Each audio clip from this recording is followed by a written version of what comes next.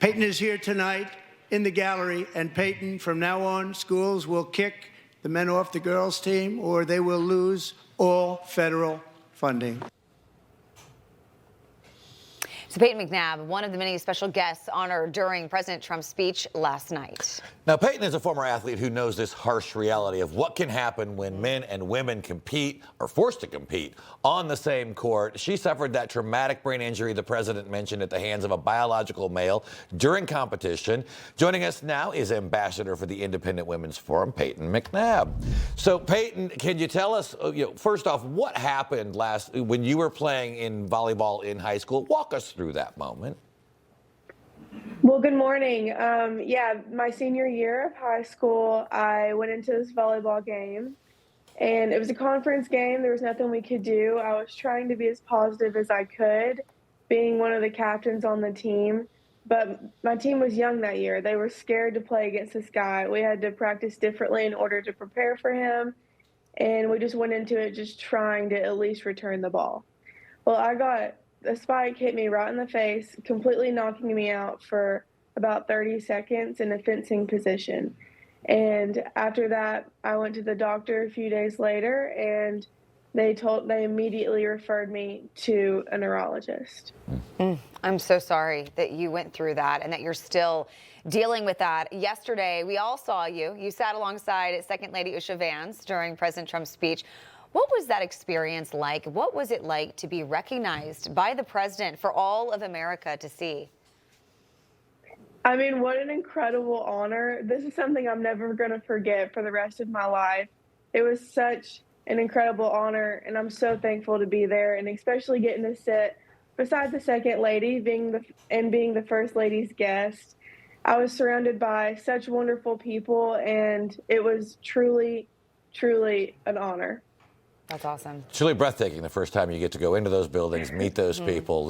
So, the irony here, though, is that many Democrats wore pink, supposedly in support of women last night, but just 24 hours earlier, Democrats voted against the law that would ban men from competing in women's sports. I mean, the hypocrisy had to strike you yesterday.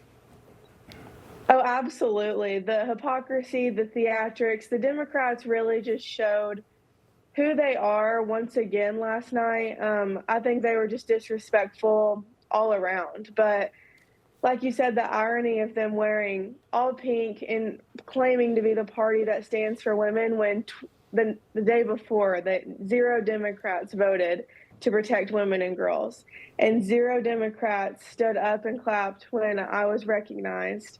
So that just shows, once again, how they are. It's honestly evil. It's disappointing, but I wish I could say I'm surprised, but I'm not. This is how they always are, and they are going to continue to be. This is a hill they're willing to die on, and even with 80% of the country agreeing. So it's just completely ridiculous, and seeing the way they acted last night was it was sad.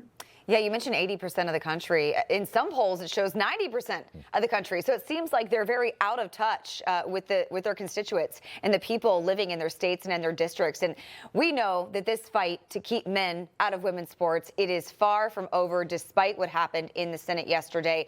What happens next after this failed Senate vote? How do you plan to continue to fight for these women and young girls to make sure they don't have to go through what you went through?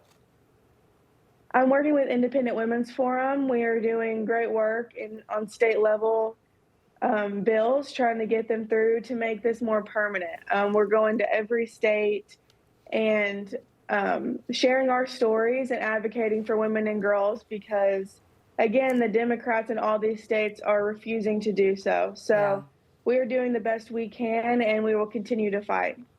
Payton, such a huge moment, and I got to ask you real quickly, was that the first time you met the First Lady? Were you nervous about that? Because she can be such an inspirational but intimidating presence. Oh, yes, that was the first time, and I'm pretty sure I blacked out. She was so sweet, though. She's an amazing woman. Thank you, Payton, for joining us this morning. Thank you for having me. Information. Truth. Is freedom. Is Newsmax. It's real news for real people.